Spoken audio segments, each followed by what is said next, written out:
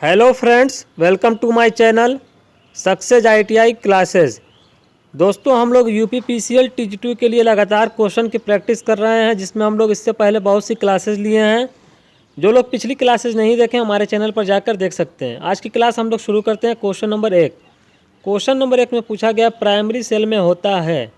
देखिए, आप लोग सेल पढ़े होंगे, दो तरीके का सेल होता है। एक होता है प्राइमरी सेल, एक होता है सेकेंडरी सेल। प्राइमरी सेल का मतलब एक बार अगर हम लोग उसको यूज़ कर लिए, उपयोग कर लिए हैं, तो दोबारा उसको चार्ज नहीं कर सकते हैं। और सेकेंडरी सेल वह सेल होता है एक बार उपयोग करने के बाद फिर हम लोग चार्ज करते हैं, फिर उपयोग करते हैं। इस तरीके से हम लोग बोल सकते हैं उसको बार बार चार्ज और डिस्चार्ज किया जाता है। तो प्राइमरी सेल क्या होता है?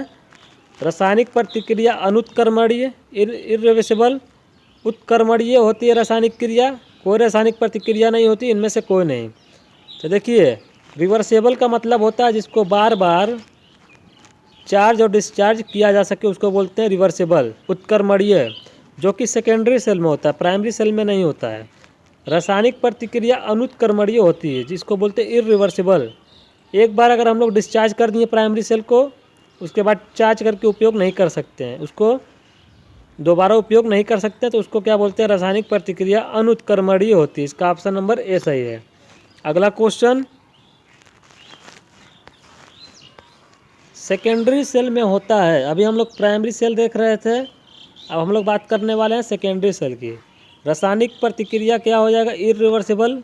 रासायनिक प्रतिक्रिया रिवर्सिबल, कोई रासायनिक प्रतिक्रिया नहीं होती, इनमें से कोई नहीं। तो रासायनिक प्रतिक्रिया तो ज़रूर होगी। अब कौन सी होगी? देखिए, सेकेंडरी सेल हमने बताया जैसे लेड एसिड सेल होता है, उसमें क्या करते हैं, बार बार हम लोग उसको डिस्चार्ज करते हैं, फिर चार्ज करते हैं। तो इस तरीके से उसकी जो रासायनिक प्रतिक्रिया होती है वो होती है रिवर्सिबल। क्या होती है? रिवर्सिबल। इसका ऑप्शन नंबर 20 है। अगला क्वेश्चन, रिवर्सिबल का मतलब हमने बताया इसको बार बार डिस्चार्ज और चार्ज किया जा सके, वैसी क्रिया को हम लोग बोलेंगे रिवर्सिबल। देखिए, लेड एसिड बैटरी में कौन सा इलेक्ट्रोलाइट उपयोग किया जाता है? इलेक्ट्रोलाइट होता है जो कि आयंस में टूटता है, जिसमें रासायनिक क्रियाएं होती हैं। तो इलेक्ट्रोलाइट जो होता है लेड एसिड बैटरी में कौन सा होता है? Caustic potash, manganese oxide, nitric acid, dilute sulphuric acid. याद रखिएगा, इसका सही आंसर है option number D, dilute sulphuric acid.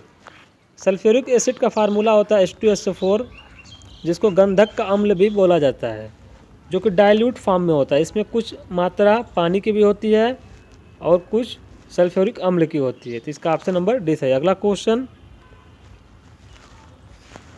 Battery के कैपेसिटी निर्भर करती है। बैटरी की कैपेसिटी किस पर निर्भर करती है? बताना, एम्पियर आवर पर, तापमान पर, धारा पर, या डिस्चार्जिंग की दर पर। तो देखिए, इसका सही आंसर जो है वो है ऑप्शन नंबर डी। जो डिस्चार्जिंग होने की दर होती है, रेट ऑफ डिस्चार्जिंग, इसी पर बैटरी की कैपेसिटी निर्भर करती है। इसका ऑप्शन नंबर डी है। अगला क्वेश्चन, किसी संधारित्र में, संधारित्र को बोला जाता है कैपेसिटर। आप लोग को मालूम होगा, संधारित्र में विद्युत चार्ज स्टोर होता है। देखिए, ये दो प्लेट हैं, कोई भी मटेरियल की प्लेट्स है, मान लीजिए एल्यूमिनियम की या कॉपर की, इसके बीच में कुछ डाइलेक्ट्रिक मटेरियल भरा जाता है। इसी में डाइलेक्ट्रिक मटेरियल में क्या होता है? विद्युत चार्ज स्टोर होता है। इसका ऑप्शन नंबर सी सही हो जाएगा। अगला क्वेश्चन,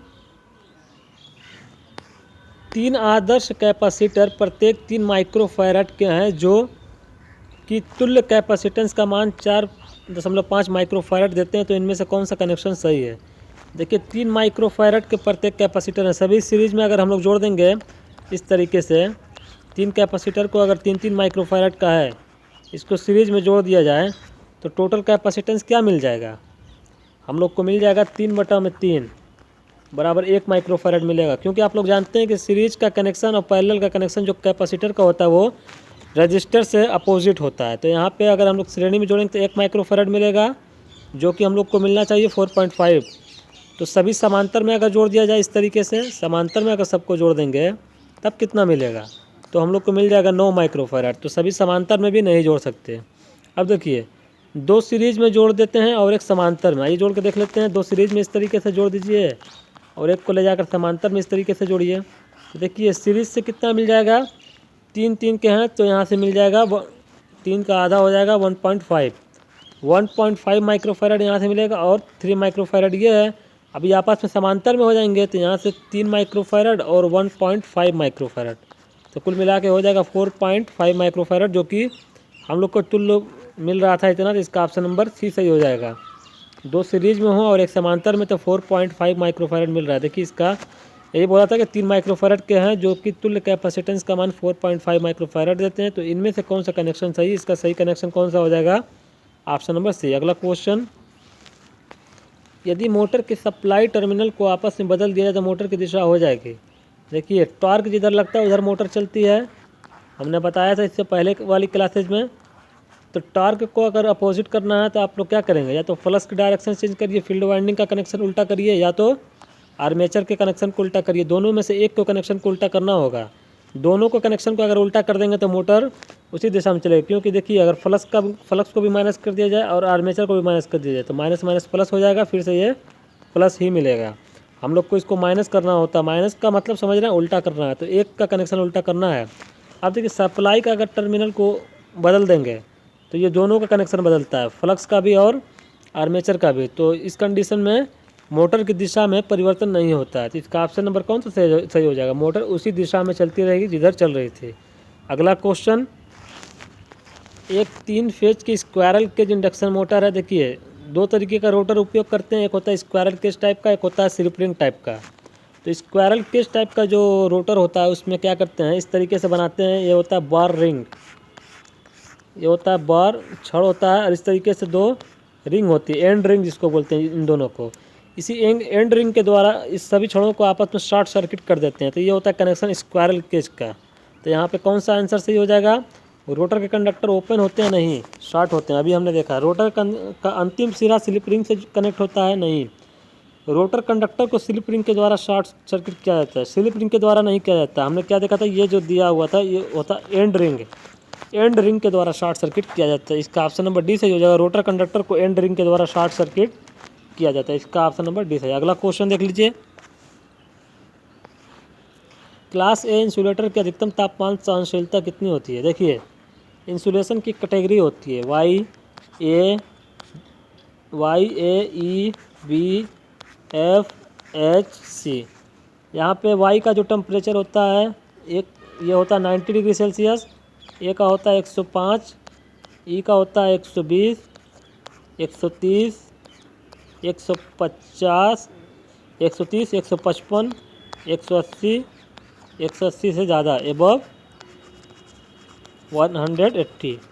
अब देखिए किसका पूछा, क्लास ए का, तो कितना हो जाएगा 90 डिग्री सेल्सियस, क्लास ए का पूछा है। ये वाई का 90 डिग्री सेल्सियस, ए का कितना है 105 डिग्री सेल्सियस। इसका ऑप्शन नंबर ए सही हो जाएगा, 105 डिग्री सेल्सियस। अगला क्वेश्चन, एक सिंक्रोनस मोटर को सिंक्रोनस कंडेंसर के रूप में कब इस्तेमाल किया जा सकता है। देखिए सिंक्रोनस मोटर आप लोग पढ़े होंगे, इसको हम लोग डबली एक्साइटेड मोटर भी बोलते हैं। क्यों, क्योंकि इसके स्टेटर पर भी सप्लाई देना पड़ता है और रोटर पर भी सप्लाई देना पड़ता है। हम लोग सिंक्रोनस मोटर की थ्योरी में पढ़ेंगे कभी, तो आप लोग को दिखाएंगे कि सिंक्रोनाइजेशन में लाने के लिए स्टेटर और रोटर दोनों पर सप्लाई देना होता है सिंक्रोनस मोटर को, इसलिए हम लोग इसको डबली एक्साइटेड मोटर भी बोलते हैं। और सिंक्रोनस मोटर को हम लोग एक्साइटेशन को वैरी करके अंडर एक्साइटेशन में, ओवर एक्साइटेशन में, नॉर्मली एक्साइटेशन में, तीनों मोड में ऑपरेट करा सकते हैं। जब हम लोग ओवर एक्साइटेड करते हैं मोटर को तो उस कंडीशन में लीडिंग पावर फैक्टर पे काम करती है सिंक्रोनस मोटर। जब लीडिंग पे काम कर रही है तो कंडेंसर के रूप में उपयोग कराना है, कंडेंसर का मतलब कैपेसिटर के रूप में मान लीजिए, तो हम लोग क्या करेंगे लीडिंग पर ले जाएंगे। तो लीडिंग में कब जाएगा, ओवर एक्साइटेड की कंडीशन में। इसका ऑप्शन नंबर डी सही हो जाएगा, ओवर एक्साइटेड मोड में। अगला क्वेश्चन, डीसी जनरेटर में इनमें से किस सिद्धांत पर काम करता है। लेंज के नियम पर, लेंज के नियम पर तो डीसी मोटर काम करती है। ओम के नियम पर, ओम का नियम तो V = IR होता है। फैराडे के विद्युत चुंबकीय प्रेरण के सिद्धांत पर, इसका ऑप्शन नंबर सी सही है। क्योंकि देखिए डीसी जनरेटर में जब हम लोग शाफ्ट पर हैंडल लगाकर घुमाते हैं, यांत्रिक ऊर्जा देते हैं, तो आर्मेचर घूमता है, आर्मेचर घूमता है, मैग्नेटिक फील्ड अंदर होता है। तो फैराडे का विद्युत चुंबकीय प्रेरण का सिद्धांत ये बोलता है कि जब कोई कंडक्टर को मैग्नेटिक फील्ड में घुमाएंगे तो उसमें एक EMF मिल जाता है। तो इसी प्रिंसिपल पर हमारा डीसी जनरेटर वर्क करता है। अगला क्वेश्चन, इनमें से किस मोटर की नो लोड पर स्पीड बहुत अधिक होती है। आप लोग देखे होंगे सीरीज मोटर के बारे में पढ़े होंगे। सीरीज मोटर में क्या होता है कि एन होता है इनवर्सली प्रोपोर्शनल फाई, और फाई जो होता है देखिए T डायरेक्टली प्रोपोर्शनल होता है IA²। थोड़ा सा भी करंट पे टार्क बहुत ज़्यादा मिल जाता है। तो यहाँ पे जो हमारा नो लोड पर स्पीड होता है वो बहुत ज़्यादा मिल जाता है किसका, सीरीज मोटर का। इसका हो जाएगा ऑप्शन नंबर बी। अगला क्वेश्चन,